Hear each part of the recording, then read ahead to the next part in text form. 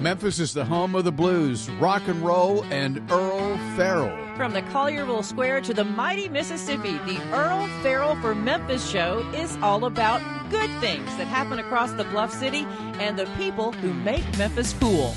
The Earle Farrell for Memphis show is made possible by our title sponsor, Southern Security Federal Credit Union, and by Kathy Thurman Edwards, State Farm Insurance. Plus, Diane Kimbrough, Lady Dive, your insurance PI. Also by Dive Shop and Dive Ventures nationwide. Jim Karras Chevrolet with George Gully. Napa Cafe Memphis and Glenda Hastings. Phoenix Unequaled Home Entertainment. For Memphis Magazine. The Live at the Garden Concert Series. And the Orpheum Theater Group Memphis. Thank you to all the sponsors for making this possible. And now, coming to you from Lansky Brothers, Clothier to the King, inside the world-famous Peabody Hotel, with the heart of a cowboy and Memphis in his soul. Ladies and gentlemen, here's your host, Earle Farrell.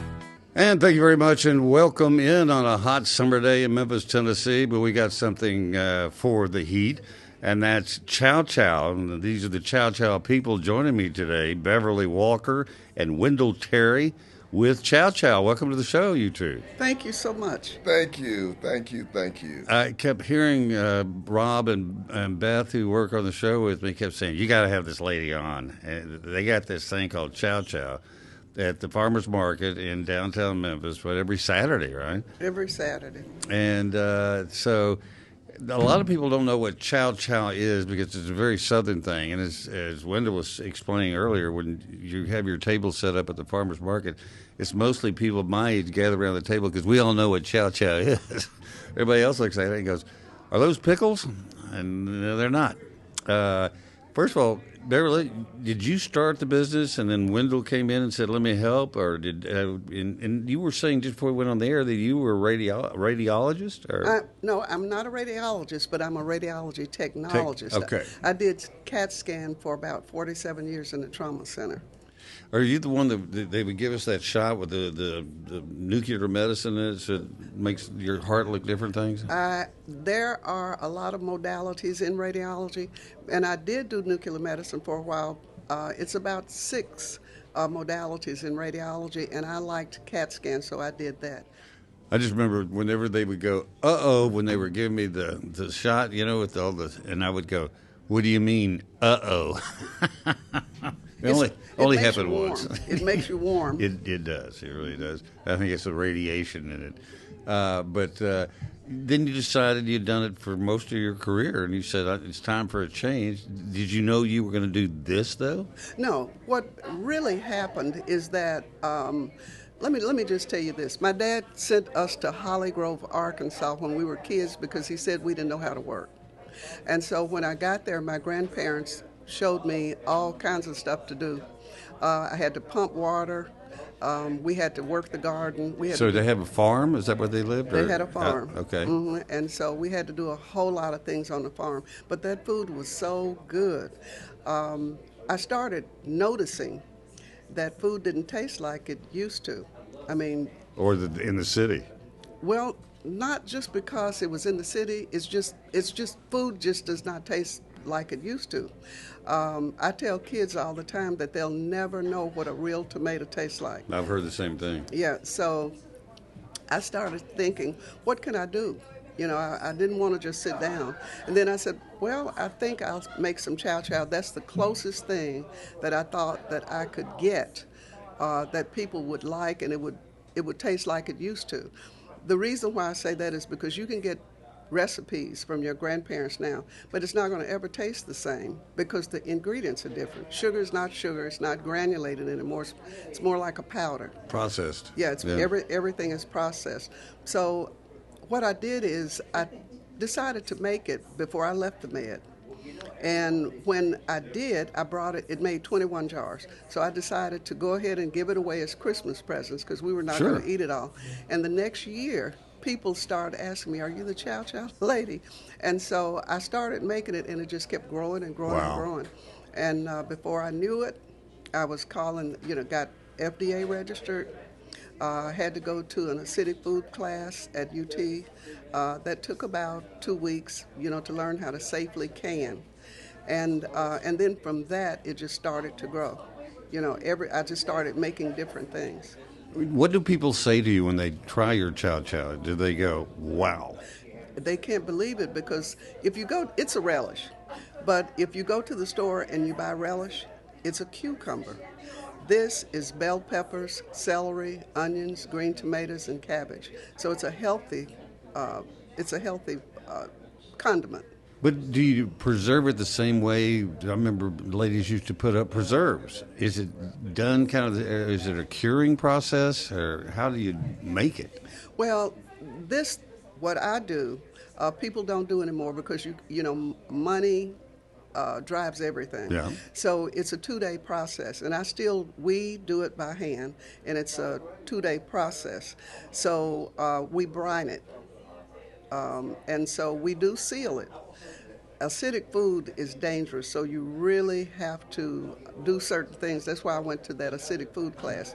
Have to do certain things to make it work. We seal it like we do the jellies, but we don't make the jellies a 2-day process. When you say the acidic food is dangerous, is that because you have to follow the instructions of brining it a certain amount of time and then making sure that it is sealed? Does air affect it?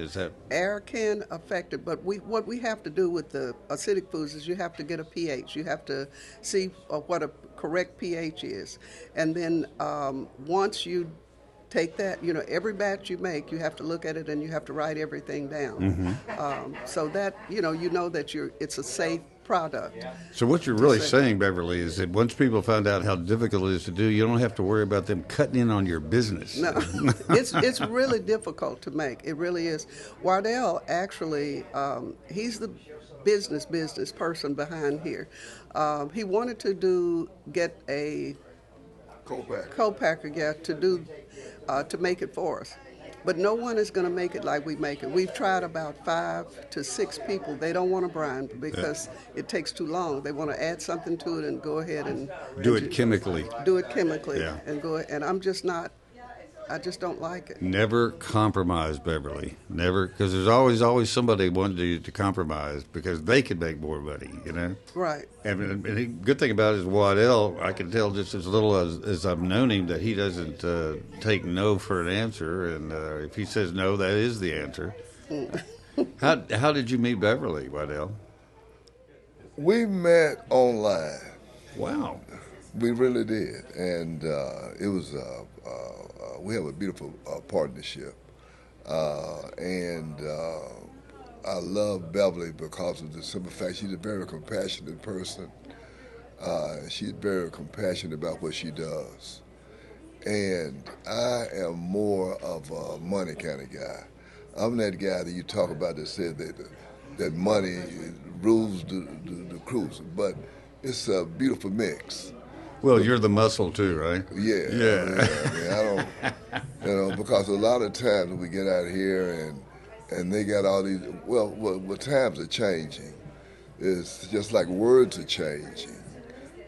We know what a hashtag is. Yeah. Or and so we have to be aware of what we're saying when we get ready to do our product. And also what we try to do is educate the public. I've given away books to the kids. One of the books I gave away was Little Damon Learns to Earn, teaching kids at an early age as opposed to raising them as consumers. Give them a little insight as to what the business world is like as a small child. Instead of wanting to buy a Barbie doll, but it make you one, you know what I mean? Or buy. Well, yeah. We improvised a lot when I was growing up. I'm sure y'all did too. And Beverly, Exactly. your dad sent you to the farm to learn how to, because he said you didn't know how to work. We didn't know how to work, and they didn't buy. We didn't have anything. You couldn't just go to the store and buy stuff. Look, I'm going to change just a little bit. This is one of the things that I was talking about, like this purple hull pea jelly. Most people think that once you shell or hull, take the pea out, that you just throw the hull away. No. The purple part is what makes your jelly? The hull. What you do is you wash it and you boil it. And the elixir from that tastes like a mild grape and a muscadine. Wow. Most people don't know that, but in the country, they make stuff out of just about everything. Everything. And if you taste this, it tastes just like grape. Wow. If you do a lady pea hull, it tastes like honey. I just can't do them all because it's very difficult to do. You can only do 4 jars at a time. That mango jelly and that watermelon jelly, you can do 15 of them, but you can't do but 4 of these or it just will not gel. Wow, isn't that interesting? And so do you make 4 of those in one big batch?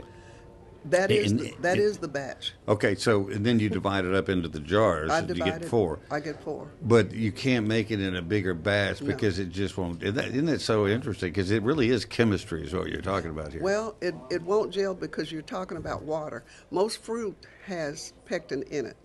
You know, it's sweet and it has pectin in it. So you don't need a whole lot of pectin to make it gel. This is a lot of water. So I had to get it tested. You had to send it in to the Arkansas tester.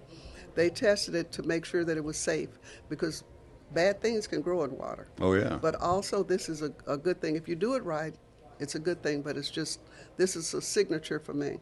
I'm sure other people have made it. My grandmother didn't discover it, but they learned how to do things with what they had. That watermelon jelly, I don't know if you've ever had watermelon jelly. I have. You have had it? I have had it. Okay, well, back in the day, you couldn't throw away anything. So what you would do is, if the watermelon was bad, you bring it in, we puree it, drain the juice through cheesecloth. Wow. And then you make the jelly through it. The watermelon rind, couldn't throw it away then. When you got that out, you better bring that rind on in so you could peel it and make either preserves or watermelon rind pickles. How do you pick out a watermelon? Because I've heard all kinds of folklore over the years of how you do that. Waddell, you got a simple rule on that? No. I like an honest man. Because I've always heard if you pick it up and you look it over and it doesn't have a white belly, that means it's not ready yet. Yeah. And then if you take it and you could thump it, but I never knew what the hell we were talking about thumping it, but supposedly it has a different sound to it. Yeah. And the other thing is to smell where the stem comes out. And if it smells ripe, then it's like They say if it's green or if it's brown or if it's the greener it is, that means the more fresher the watermelon is. Well, Like that, you know. I don't know. Most of the time I cut it open and I go, "We got a good one or we got a bad one." I know. Yeah. We look for the rind. If we got a good rind on Yeah. how thick the rind is. The skinnier it is, the younger it is, I guess. Yes, Well- they got so many myths and stuff. I really don't know. I know, yeah. I just deal with them numbers, I let her deal with that. When people do start buying it from you and they come back because but then all winter long, you have a website and we'll give it out if you want to now. Then we'll give it out again right at the end of the segment so people can do it. How can they find your product if you're not at the farmers market? Well, Palladio's downtown, Sure. they sell all of it. Okay. Brother Juniper's sells my Chow Chow. Oh, by the University of Memphis. Mm-hmm. Okay. Well, you should be in more places. We're going to help you get into more places, but I don't want to increase the workload on you two, though. So. Oh, we'll work it out. Find us a co-packer. We're looking for one. Look, I want to tell you too, the people that I have helping me, the youngest one is 72. I was going to ask you, how do we get young people to find out about this? Because it really is about the best things in life are done the old-fashioned way, and still are. Well, we do.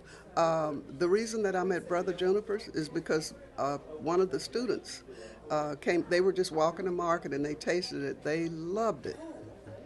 And Waddell had been asking me to go there to see if they would just take the product. But I thought it's a breakfast place. They're really not going to take it. But Jonathan, the owner, Yeah. he took it. He said because he loved it. Let me tell you, he told me first, I really don't put anything in here. Sunny Salt was his best friend, the guy that created Sunny Salt.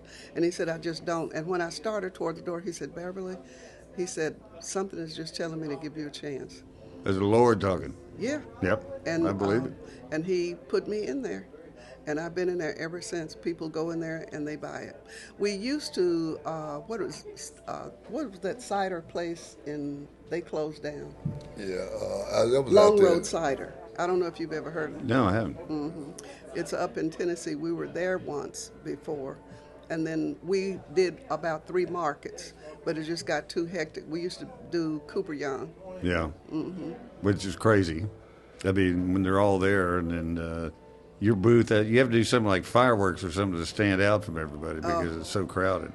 And the farmers market's much more relaxed, and people are very methodical about going around, but it's not crazy. Oh, I love it. I really do. Our best sales, he loves talking to people all the time, about different things, but it's a good atmosphere. It is.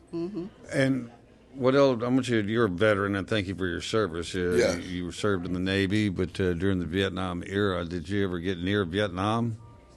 Yes. Too close? No, not too close. First of all, I was on the aircraft carrier, the USS Hancock CBA-19, and so we would fly planes off the ship. But then I was on the USS Decatur, DDG-31, which we would get in kind of close and do and provide them with bombardments and shoot them big long guns, out there to help to cover the infantry and so take care of business. Take care of business, yeah. Because Dad always said if you're going to get the service, because he was in the Army, he served under Patton in World War II. So right. And why he never would go camping out, he said, I camped out for 4.5 years. He said, I'm never camping again. But he also said the Navy and the Air Force have the best food. Would you agree with the fact that Navy has better food than anybody else? The food, I wouldn't say but I'll tell you one thing. The food is great, yes, but the best thing to me the Navy had was the coffee.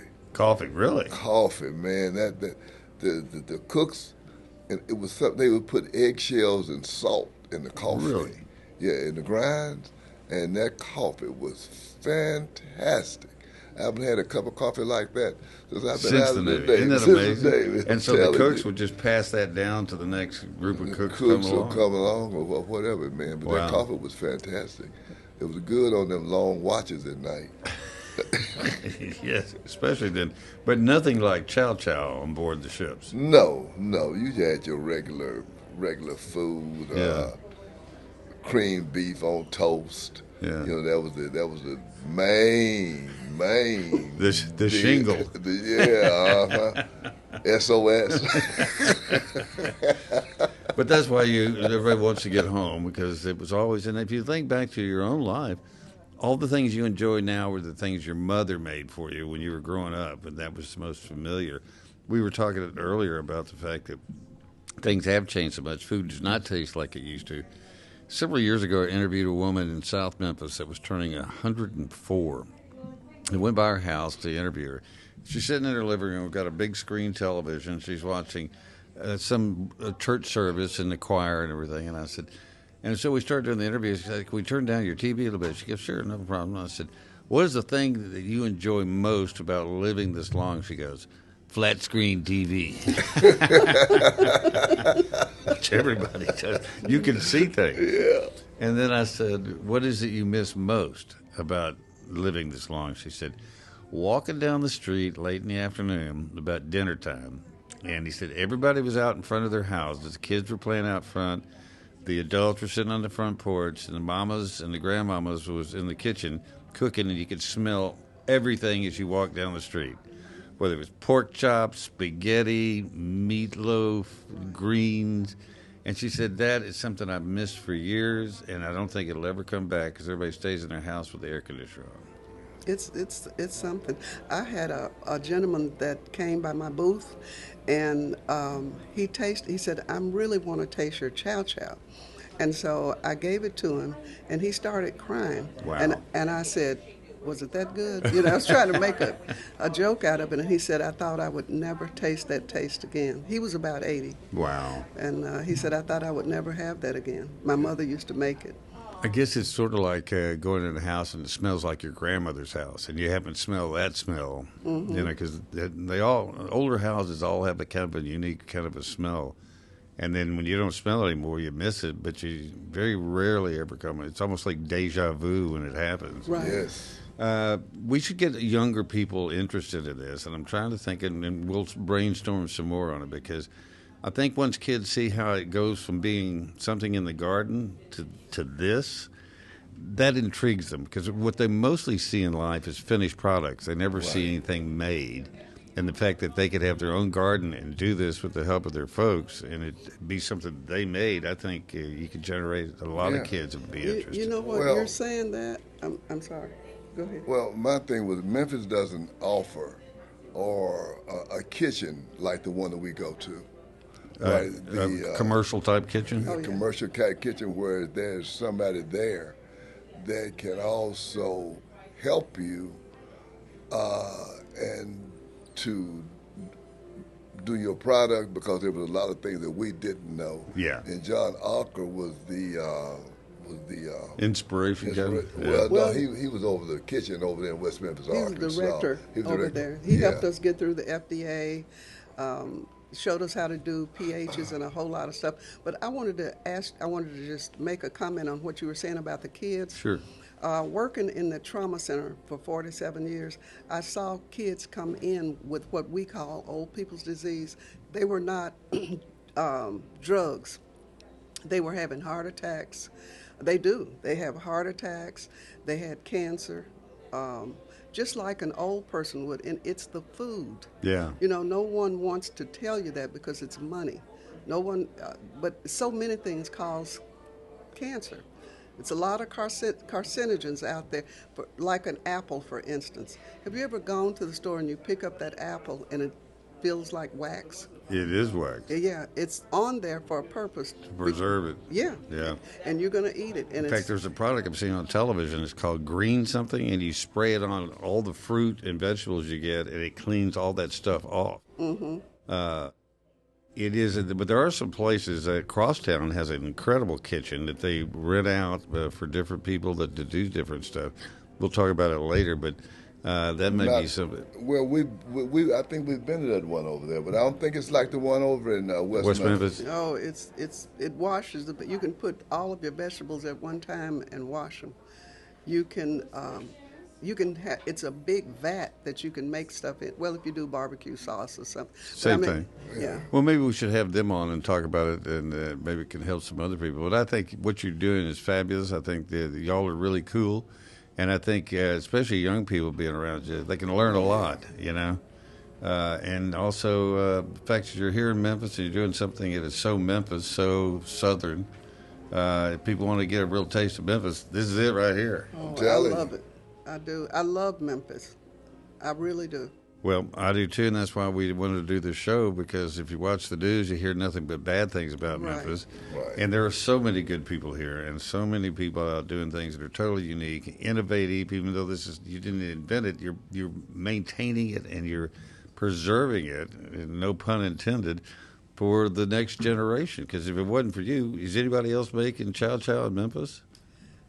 They make it, but it ain't like yours. No. They make it pretty fast. Well, I think what you're doing is great. I think I'm so glad you came by, and this will stay up, so a lot of people are going to continue to see this on Facebook, YouTube, Spotify. And you can share it with all your friends, and put a little card at your table next time. They can just scan that; it'll take them right to the show, and they can watch it and find out how you do all this. You want to give out the name of your website again so they can order? The name of the website is www.chowchowmemphis.com. And it's the name of the company, though, is Little Bit of the South. A Little Bit of Country. Little Bit of Country, and it's L-I-L, not L-I-T-T-L-E. Okay, L-I-L-B-I-T. Mm-hmm. And of country or of country? Little Bit of Country. One other thing. If you like to go to YouTube and look at us on YouTube, that would be Little Bit of Country, Memphis Made. All right. So we have the video up there. Matter of fact, the video shows Beverly actually in the kitchen. All right. You know, and a little segment there. Well, Beverly and Waddell, thank you so much for coming in, and you look great in those Lansky jackets, man. Man, thank you. Yeah, so man. Cute. Yeah. Well, I'm telling you, I feel like I'm a 4-star chef in this jacket. You know what I mean? Well, you look good, so that's the important Thank thing. you. Well, thank you both, and we'll have you back and get reaction to all this because I think you're going to get a lot out of it and continue success. Yeah, Thank you so much, and I was so happy to meet you. Oh, very, thank you. very, I'm happy to meet very you. nice to meet you also. Yeah, Waddell said he's been watching me since he was a little kid. And Yeah, oh yeah. I don't know how to take that, but And I'm 70, and I'm 78. yeah. So when I tell you, you did it because I'm only 74. Thank y'all.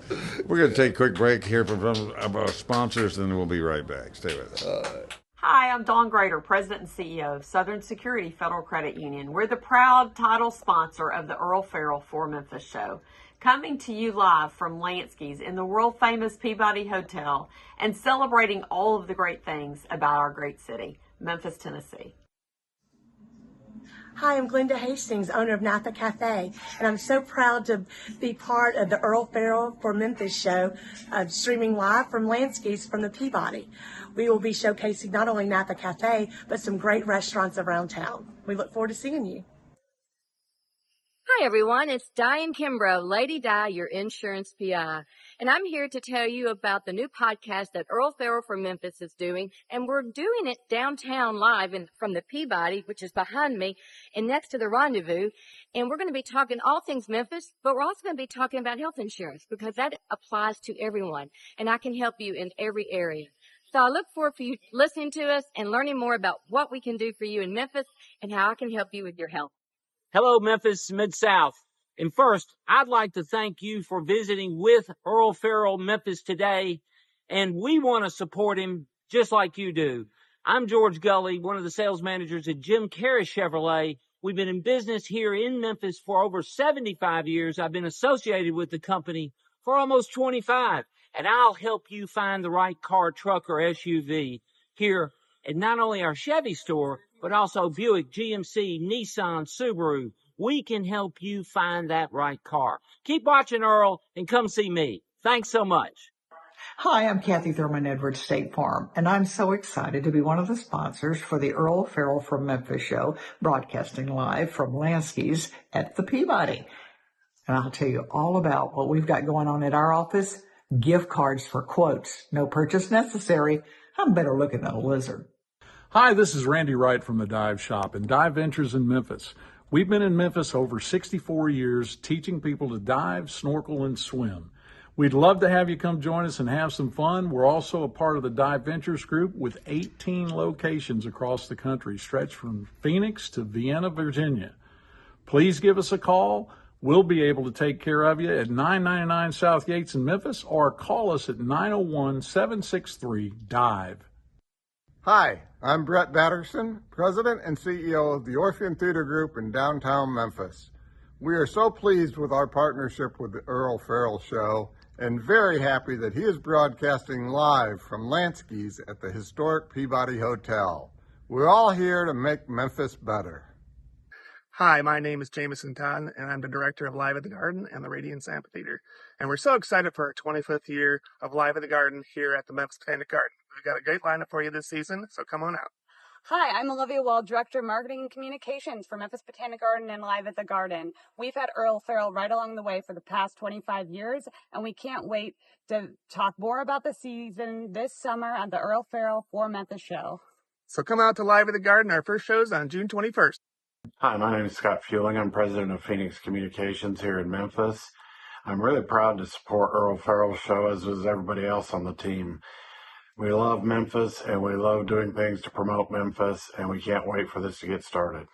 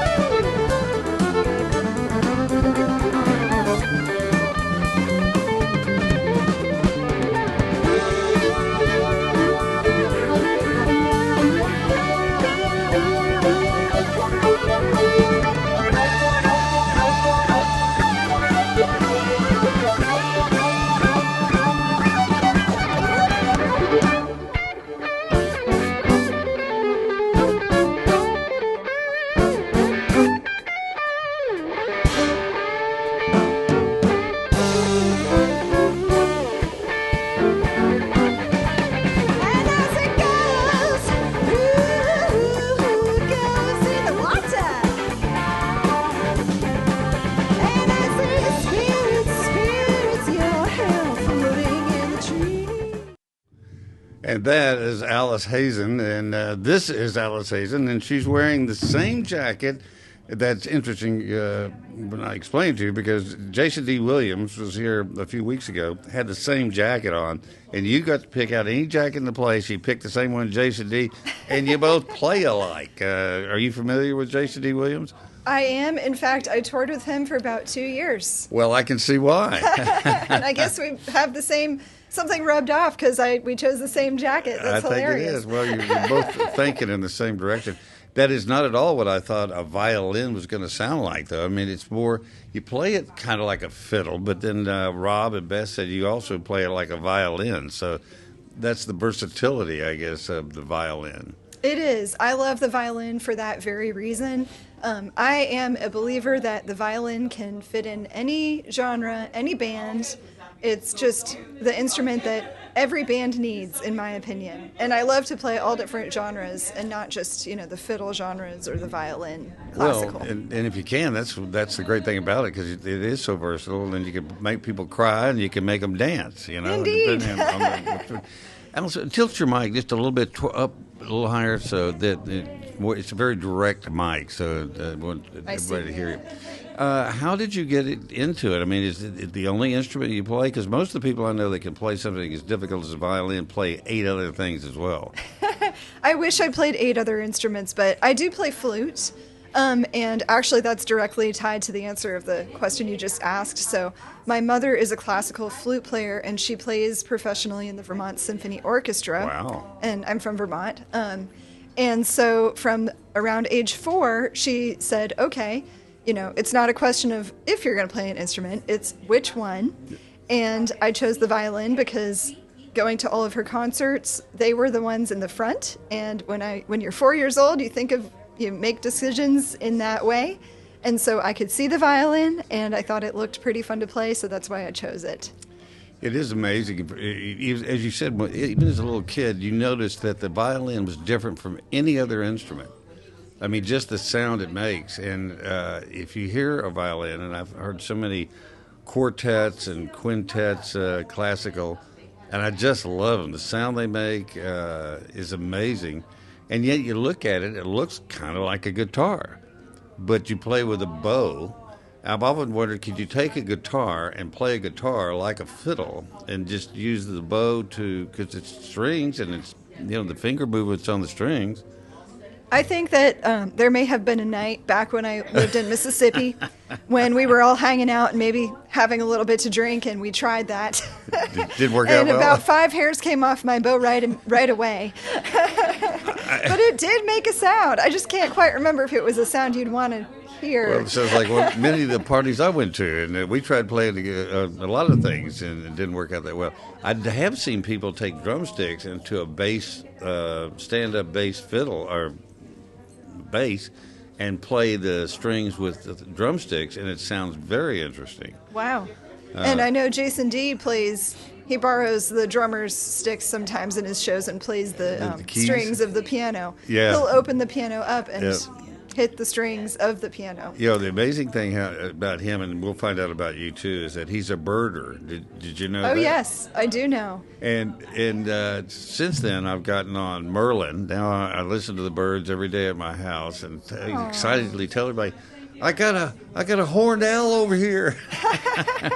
But it shows a sensitive side to somebody like that I don't think people realize. In fact, he was the youngest person to ever join the Audubon Society. He was like 8, And then you look what an incredible entertainer he turned out to be. And then you touring with him, I think that's really amazing. Yeah. How did you tour down here from Vermont? Well, when I moved here from Vermont, I had just graduated college, and I went to Yale for French and music. Yeah, I also went there. Anybody believe that? I would. Well, you don't know me very well. I don't know you very well, but, that's just the way we do it at Yale, I guess. Be accepting. Take your word for it. Be accepting to everybody. Exactly.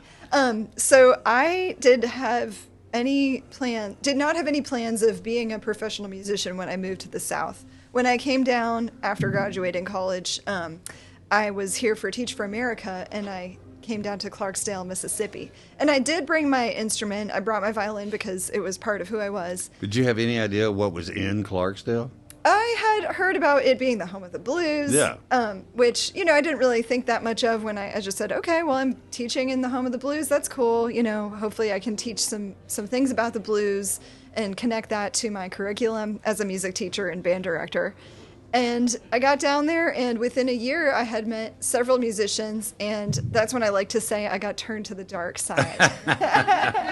Vermont classical violinist goes bad. The most southern place on earth and turns into a fiddle-playing monster. But I love it. I love being a fiddle-playing monster. The thing about the South that so many people don't really understand is just how accommodating they are to people who come here and want to learn something they know about.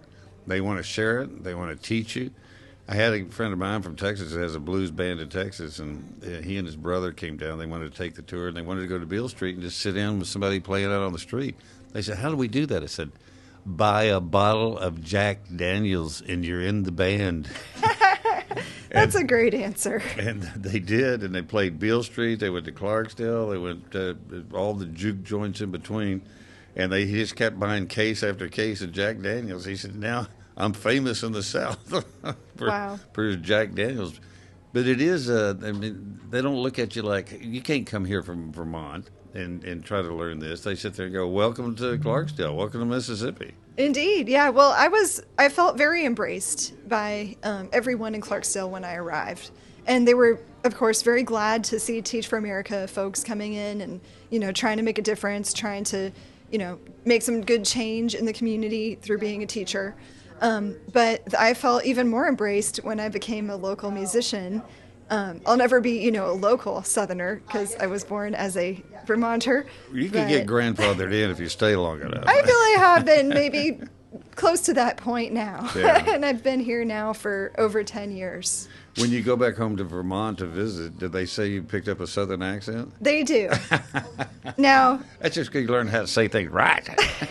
They do say they can hear a tinge, but then nobody in the South has ever said anything about that. They always say, oh, you sound like you're not from here. So now I just don't sound like I'm from anywhere that I go. What happens to you is eventually you'll start picking up phrases. And, like when I first moved here, everybody talked about carrying their mother to the grocery store. And I go, you're going to carry her? What do you mean? Like on your back? I said, no, in the car. We'll carry it in the car. And so you sit there, just colloquialisms like that they know what they're talking about. And after a while, you soon learn to, but I still don't say I'm going to carry anybody to the store. I've never heard that one. Morgan Freeman. Morgan was from Clarksdale. In fact, he has, as you well know, the Ground Zero there. Had Mediti, an incredible restaurant there for a while, which Kathy and I got to have dinner with him a couple of times.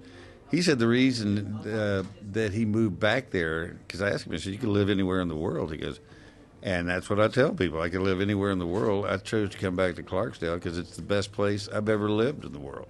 Wow. And that says a lot. He said people here are very honest and open, and nobody tries to hustle you to see how much money they can get out of you. They either like you or they don't like you. And I said, how did you move there and not be the center of attention all the time? And he said, I made a point of going to every store I was going to go to, walking in and said, hi, my name is Morgan Freeman, and I'm going to be coming here on a regular basis. Don't treat me like the zoo. That's hilarious. And they did, and he's just Morgan in Clarksdale now. He goes wherever he wants, and good morning, and talks just like everybody else. And he says, so I love it here. It's not like L.A. at all.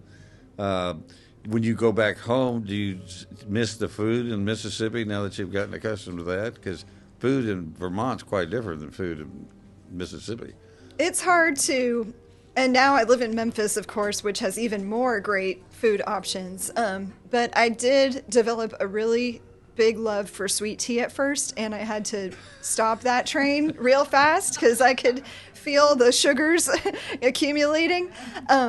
And, of course, there's a lot of other good soul food. I love Gus's Fried Chicken here in town. Yep. I love the barbecue shops and everything that, Memphis has to offer in Mississippi. But I think everywhere I go, I love the food. I do live to eat, and No, we all so do. when I go on tour or visit a new place with another musician or with my band, that's always what I'm seeking out is the food. local fare. Yeah, because that's what makes that place different from any other place is the local food. It is, yeah, and it's something you only get to try once if you're just visiting.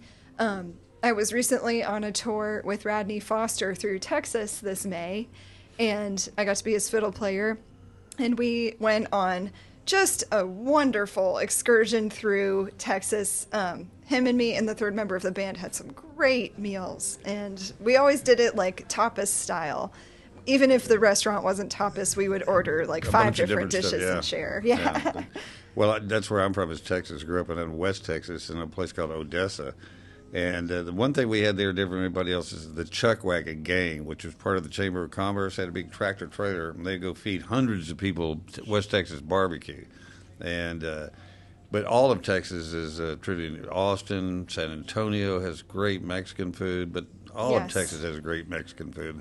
It's different from Memphis Mexican food. Oh, we were recently in San Antonio last week, and we went to an amazing spot, and I got the mole chicken, and it was just fantastic. Real mole it's almost like deep, rich chocolate, and it's people, and they're doing it very authentically in San Antonio, so that's good. When you go play places, because what's the old saying that you're not a band from Texas if you don't have a fiddle in the band, right? Something to that effect. If you're gonna play in Texas, you got to have a fiddle in the band. I mean, did you ever think you would be touring in Texas playing the fiddle instead of the violin? Well, once I came down to the South and started playing fiddle, things changed a lot for me, and I realized that you could go anywhere with the fiddle, and you could play with anyone, like we were talking about. So I've been to Texas quite a bit with other songwriters. In fact, also with Jason D. Williams several times. One of the highlights was playing at a Dallas Cowboys game with him. And then, we've did they play at halftime, or what did they play? There's all sorts of music going on for those games, but we played before the show. Before the show. Or before the game. Well, I remember because that's where I moved here from was Dallas, and they covered the Dallas Cowboys. And the first time I went to the post game down to the locker room, which was back before they let female reporters in there, and I'm around Roger Staubach and all these great players, but everybody's half naked walking around the room, so you don't go, "Hey, put her in a vice." But it was the Cowboys are a unique experience anywhere in that world. It's such a show. I mean, Jerry is a master at showmanship, and whether they win or lose a game, it is still quite an experience just going to AT&T Stadium and being around all of that. Because I guess you could do anything. You could break into a really beautiful sonata on your violin in the middle of a country western thing. Do you ever do that just to do it because you can do it? My dad has always said I should do that, and I haven't yet put that in a show. But there is one moment in a fiddle tune called "The Devil's Dream," and this is a fiddle tune that I actually started playing in middle school. At talent shows. It starts at one tempo and then it progressively goes faster and faster. And I played about 3 times, each time going faster. Then I stop, and usually people start to clap because they think it's over. Then I have this classical cadenza that I just wrote myself for the moment, and I go into that, and it's, still kind of virtuosic, but it's more classical. And then I lead back into the 4th segment of The Devil's Dream, which goes as fast as I can possibly go at that moment. But I think that people would love the contrast to see the going wild on stage and then stop and come back and do something that's just absolutely beautiful, and then go back to what you're doing on the other side. It's fun to show off all the things that a violin can do, and I do feel like they are both parts of my my voice as a fiddle player is the classical side and the everything else. And when I actually was writing new songs for my most recent EP, I did some arranging where I took a string section, basically, and overdubbed myself a million times and had basically an orchestra playing with me, and it was more of like a classical sound. I arranged it. I don't play the cello, but I did play the 2 violins and viola parts. So you could sound like a full orchestra, just you. I think. Yeah, but Rob was telling me about that. In fact, you wrote all of it, and then you performed it and orchestrated it. Do you enjoy producing something like that more than live performance? Well, I enjoy both. And in fact, for the release show of that EP, which was called Dream of Rain, this past October, we did have a string quartet that I put together and played it with us live. And that's also what Rob and Beth were filming as well. So there's a whole series now. I think I like both parts of the process. It's a cool challenge to both, be an arranger, but then also be the producer of your own show. It's a lot of work. And, you also have to think of things like who's going to work at the merch table. Who's going to, make sure that everybody gets paid at the end of the night? Who's going to make sure I have the right shoes that I don't forget at home and brought them to the show? So all of these things, you have to wear so many hats when you're a musician. But I do feel like it's a great challenge, as well as a great, burden on any kind of self-managed musician to have to do all of that. Is also a very interesting glimpse into all sorts of facets of life, business, personal relationships with many other people. You have sort of this business side of your friendship, but then you also hang out as friends. You have to be savvy with your money and do marketing and all this stuff. So well, you are a business. Yes, you have to treat it like a business. And it's just you're an independent business. And just like what we do, we don't have huge numbers of people around to take care of everything. So everybody has their part to play in the setup, the tear down, and it's like being circus boy all over again, kind of. But if you love it, it's great, and it's an incredible experience. And the thing is, you can grow as far as you want to grow. Indeed, and I do feel that whatever you put into it is what you're going to see come out of it when you're a musician. And so some days I don't want to do a lot of work, but when I think about the joy that I get out of it and the reward I get from playing on stage, then that inspires me to do the work of, calling venues, lining up schedules, getting rehearsals, figured out, writing the music. It's pretty much uses the entire brain. Well, and even because I've dealt with musicians all my career, because we're always interviewing them, but one thing I've learned a long time is they don't get up early in the morning. And they often forget about the interview, so you always want to double check with them before the event actually comes around. But other than that, I get along great with them because they're kind of free spirits and they love what they do, and the fact that they can do it. I mean, I've always just been an audience; like I've never been able to perform anything because I have no talent. And but so I think even people like me are more amazed at people like you that can write, produce, play, entertain, and be as successful as you are at such a young age. I mean, do you sometimes pinch yourself and say, I can't believe I'm doing this? Often I do. The funny part is when I'm playing, that never feels like work at all. The work, which is 90% of my life, my day that I spend, is all of the other stuff. But when I'm on stage with my band, that all disappears? Yeah. It's like, this is my true form. This is who I am. And it's funny because I often joke with my friends, I think if not for music, I would have been a librarian and just gone. I'd have liked to have met you in a library. Where did you come from? It's funny because on stage, I am exact opposite of a librarian. But, many musicians, I think, have an alter ego that you only see come out on stage. Yeah. So for me, that is the one that's like flinging their hair around, wearing sparkles, getting down on one knee and playing a duet with my guitar player, Walt. But then there's the other side of me that's when I'm not on stage, I'm more quiet and reserved. I'm happy to spend a Saturday night at home with my cats, but thanks to music, I get out there. Step out a little bit. Jason D is the same way, which is why I wanted him to come on, because he's so different on stage than he is in real life. And very, very interesting person. I said, everybody knows that Jason D on stage, and we love you, but I said, I really like the guy that actually sits and listens to you when you're talking. How many people you meet that are in the entertainment business, they go, yeah, nice to see you. What time's the next show? And he's just so kind and generous to all the people that come up to him during breaks and after shows. And I said, that's who I want to have introduced to everybody today.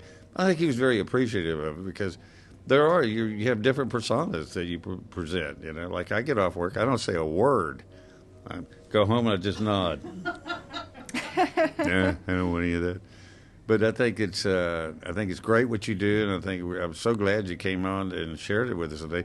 We're going to close with another one of your long concert pieces. And where can people find you locally? Are you performing anywhere right now? I do have several shows coming up with my band, which is called Alice, Hasen, and the Blaze. Because, fire imagery, fiddle, fire, devil, all that. I get it. But I have a July 6th show at Neshoba in Collierville. Okay. A July 12th show here in Midtown with the Memphis Art Salon, and a July 16th show at the Green Room, which is where we're going to see this video that Rob and Beth shot took place. That's coming up right now. Well, thank you very much, Alice. It's a pleasure meeting you, and we'll definitely have you bring you back and maybe bring a couple of your band members with you, and we can find out their background too, because that's what makes fans, is when they learn about who you are, and then they go, I like her, I like them, I'll go see them. So we'll do that again, but thanks for coming in. Thank you, Earl. I've really enjoyed being on. And thank you, Lansky's, for letting me borrow this amazing jacket. It really is. I mean, I have the inner cat lady going on. Well, so it looks great on you. In inside fact, and out. You're the best I've seen anybody wear that jacket. I think you look fabulous in it. Thank you. Should be in your budget. Just charge it to travel. And Indeed, yeah. Write it off. All right. Alice Hasen, the fiddle violin player. She's going to do great, already is. And here she is again as we close out. I never did tell you about that time in Mississippi.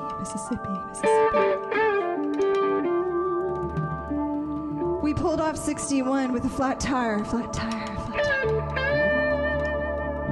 Ended up spending the night on Moon Lake. Well, there's a reason I've never been back there. You see, they say there are ghosts in that lake. You really want to know?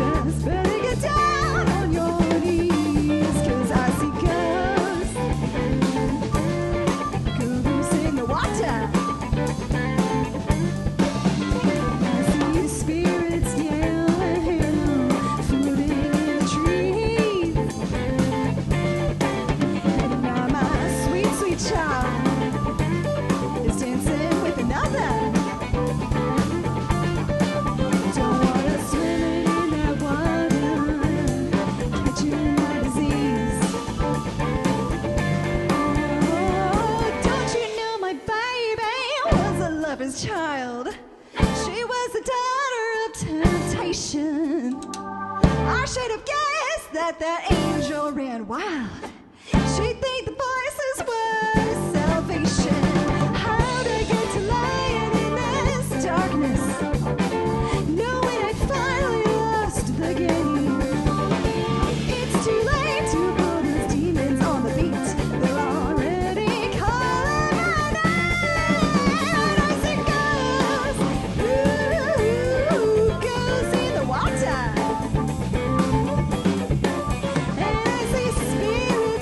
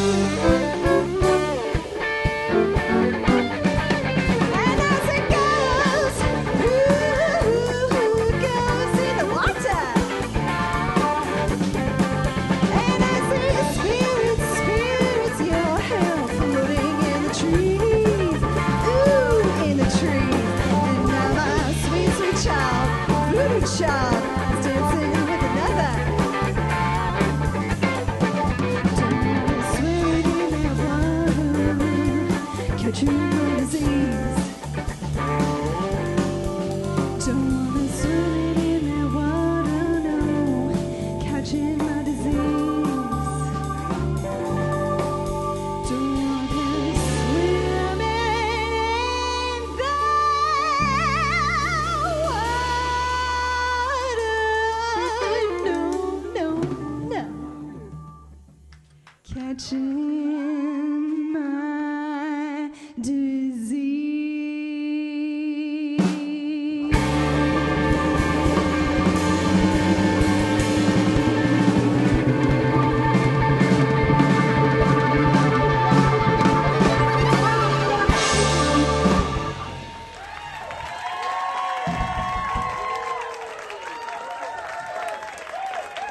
Thank you, everyone. Thank you, Crosstown Arts, and all of my band.